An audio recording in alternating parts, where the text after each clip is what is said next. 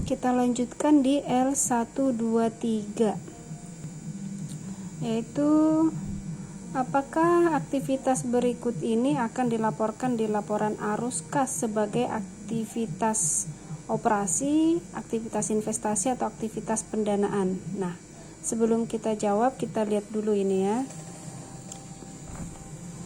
Nih, contoh dari laporan arus kas.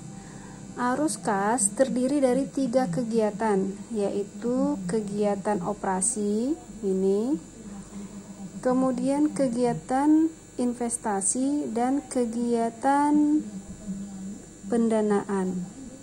Kalau yang disebut operasi adalah semua yang berkaitan dengan operasional perusahaan tersebut, yaitu terjadinya penjualan dan beban-beban untuk dapat melakukan penjualan tersebut. Termasuk juga proses produksi, misalkan dia adalah perusahaan manufaktur, dari bahan mentah hingga bahan jadi dan siap dijual. Jadi semua masuk di operasional ini. Kemudian arus kas dari aktivitas investasi. Investasi ini adalah sesuatu yang dibayarkan untuk investasi. Jadi misalkan nih pembelian tanah. Pembelian tanah itu kan investasi ya. Atau pembelian gedung. Nah, seperti itu. Pembelian surat berharga, pembelian saham misalkan. Nih masuk di bagian investasi. Arus kas dari aktivitas pendanaan. Nih pendanaan, tahu ya bagaimana mendapatkan uang, mengadakan uang ceritanya. Nah, berarti ini adalah kas yang diterima sebagai investasi, atau misalkan dengan cara dia hutang ke bank. Jika hutangnya naik, maka ini masuk daripada aktivitas pendanaan.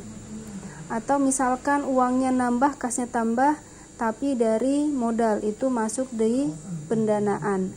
Jadi ada 3 aktivitas, yaitu operasional, investasi, dan pendanaan.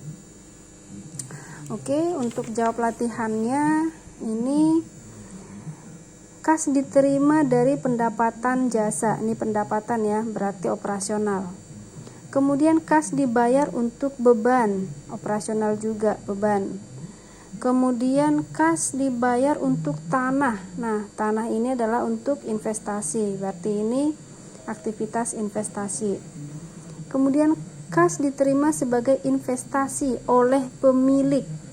Oleh pemilik berarti dia ngasih uang kas, berarti ini adalah pendanaan. Pendanaan ya. Jadi nanti uang yang diberikan digunakan untuk apa. Nah, ini kamu jangan terpaku bahwa investasi pemilik itu masuk modal maka disebut investasi, bukan.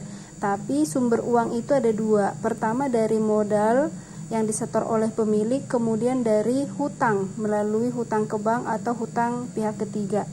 Jadi sumber uang ini disebut dengan kegiatan pendanaan. Sedangkan ketika kita melakukan investasi, membeli tanah, membeli gedung, atau menjual tanah, menjual gedung, itu adalah bagian dari aktivitas investasi.